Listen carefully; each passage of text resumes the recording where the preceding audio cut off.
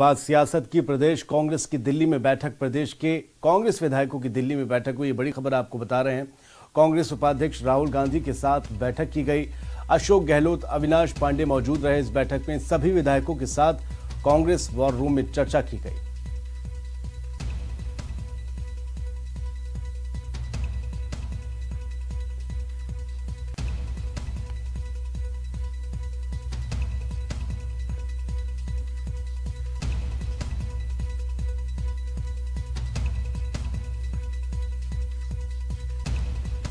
अभिषेक आड़ा हमारे साथ इस खबर पर सीधे दिल्ली से जुड़ चुके हैं। अभिषेक, आज जो दिल्ली में बैठक हुई है कांग्रेस के प्रदेश विधायकों की और राहुल गांधी के साथ मंथन हुआ है, वॉर रूम में बाकायदा बैठक हुई है, हम इसे किस नज़र से देखें? और इस बैठक में अशोक गहलोत मौजूद थे। क्या सचिन पायलट आए नहीं थे, आ नहीं पाए थे, या बुलावा नहीं था?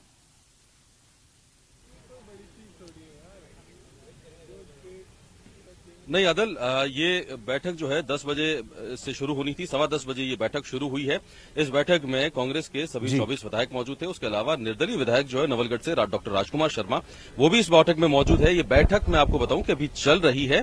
सचिन पायलट को अभी 12 बजे उनकी एक प्रेस कॉन्फ्रेंस शेड्यूल है ऑल इंडिया कांग्रेस कमेटी के ऑफिस में। सचिन पायलट इस बैठक से अभी बाहर निकले हैं। पिछले 2 घंटे से वो यहीं थे, बैठक के अंदर ही मौजूद थे।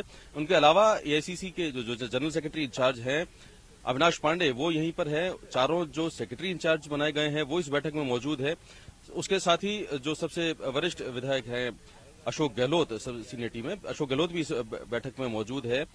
पीसीसी चीफ सचिन पायलट इस बैठक में मौजूद थे और अभी वो यहाँ पे निकले हैं। और कुल मिलाकर सचिन पायलट ने जो बाहर आकर हमें बताया वो यही है कि मंथन इस बात को लेकर चल रहा है कि जो प्रदेश में सरकार है बीजेपी के उन्होंने ये कहा कि हम करप्शन को और जो लॉ एंड ऑर्डर की समस्या है उसको बाहर लाने की कोशिश करेंगे और उस पर ही पूरा फोकस रहेगा अगले इलेक्शन में भी।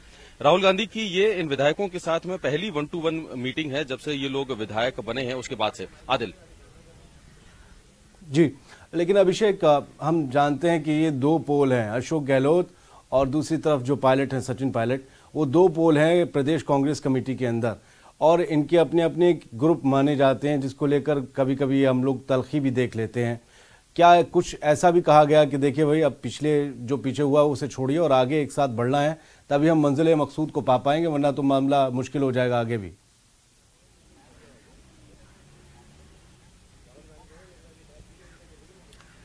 बिल्कुल आदिल, कांग्रेस इसे स्वतंत्रता और बोलने के हक को लेकर जोड़ती रही है। इन सारी बातों को, जो धड़ेबंदी की बातें हैं, अगर कभी किसी नेता ने एक दूसरे के विरोध में या एक दूसरे को जो न पसंद आने वाला बयान हो वो भी दिया तो कांग्रेस में इसे अभिव्यक्ति की स्वतंत्रता कहा जाता है। और जहां तक खेमेबंदी की बात है तो अविनाश पांडे के जनरल सेक्रेटरी बनने के बाद में कम से कम ये तो हुआ है कि जब पहली बार कांग्रेस के जो तमाम स्टालवार्ड्स हैं, जो जितने बड़े नेता हैं, वो एक मंच, एक जाजम पर वो लोग आए। सीपी जोशी हों, चाहे मोहन प्रकाश हों, अशोक गहलोत हों, जो प्रतिपक्ष के नेता है रामेश्वर डूडी वो हों, या सचिन पायलट खुद पीसीसी चीफ, जब जयपुर में मीटिंग हुई तो ये सारे नेता एक साथ मौजूद। और वहीं पर अविनाश पांडे ने ये कहा था कि खेमेबंदी को लेकर कोई एजेंडा नहीं है, there is no agenda, only Congress का झंडा, उन्होंने एक ये नारा दिया था वहां पे। और कुल मिलाकर वो कोशिश कर रहे हैं कि जो भी धड़ेबंदी है, जो भी खेमेबंदी है, उसको खत्म किया जाए कांग्रेस से। और अब कोशिश यही की जा रही है कि किसी तरह से जो राजस्थान के जो विधानसभा चुनाव है वो कांग्रेस को कमबैक करने का एक सबसे बड़ा माध्यम बन सकते हैं। जहां पूरे देश में कांग्रेस के लिए स्थिति खराब चल रही है, राजस्थान एक ऐसा स्टेट हो सकता है कांग्रेस की नजर में जहां से वो बहुत अच्छे तरीके से कमबैक कर सकती है। और कांग्रेस इस बात को भलीभांति जानती है कि अगर राजस्थान कमबैक करने वाला स्टेट है तो वहां पर ज्यादा फोकस करना जरूरी होगा। आदिल, बहुत बहुत शुक्रिया अभिषेक आपका इस तमाम जानकारी के लिए। तो कांग्रेस को फोकस करना होगा अगर वापसी करनी है, और वापसी का एकमात्र जरिया जो है वो है राजस्थान। यही वो जमीन है जहां से कांग्रेस वापस पाकर अपनी पूरी पार्टी में राष्ट्रीय स्तर पर एनर्जी बूस्टर का काम कर सकती है। फिलहाल बढ़ते हैं आगे। खान का जो कुशासन है, आज बीजेपी की प्रदेश की सरकार ने हर वर्ग को दुखी करा हुआ है, उसके खिलाफ जनता के बीच खड़े होकर हमको कैसे आने वाले समय की रणनीति बनानी है, इस पर चर्चा हुई और बहुत अच्छे अच्छे सुझाव आए हैं। और 15 महीने के बाद वहाँ विधानसभा के इलेक्शंस हैं, सरकार की छवि बिल्कुल ध्वस्त हो चुकी है।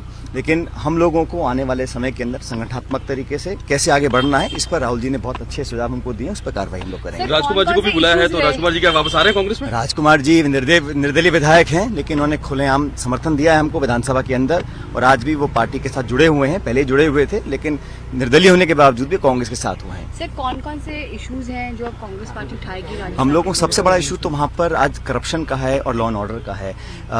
एट्रोसिटीज दलितों के खिलाफ जो हो रही हैं उसमें राजस्थान का नंबर 2 है, जो रेप्स और बलात्कार हो रहे हैं उसमें प्रदेश का नंबर 3 है पूरे देश में, आदिवासियों के खिलाफ जो अत्याचार नंबर 1 उस पे है। तो ऐसी स्टेट जहाँ पर दलित, एसटी और महिलाओं के साथ शोषण हो, उत्पीड़न हो, और वो सरकार अपने आप को गुड गवर्नेंस का एक पाठ पढ़ाए, वो बड़ा गलत है।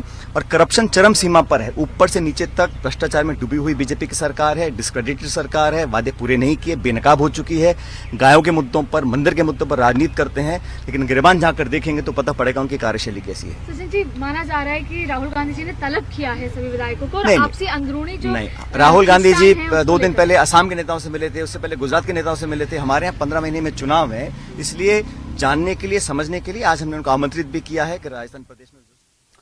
सचिन पायलट बता रहे थे कि नहीं, यूं ही बुलाया गया था और बहुत दिशा निर्देश दिए गए हैं कि किस तरीके से अगला चुनाव एकजुट होकर लड़ना है, कोई किसी किस्म का फर्क दिलों में नहीं।